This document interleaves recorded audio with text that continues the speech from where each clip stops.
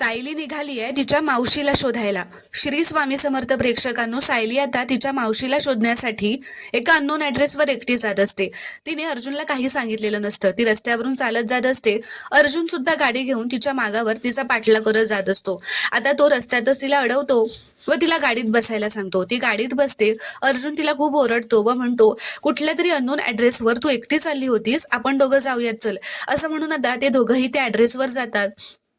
एका त्या चाळीत जाऊन आता ते एक दार ठोकतात. एक माणूस बाहेर येतो. अर्जुन त्यांना विचारतो की म्हात्रे म्हणून चाळ हीच आहे का? तर तो माणूस म्हणतो हीच आहे. तर सायली त्यांना विचारते, मंदा साळुंखे इथेच राहतात ना?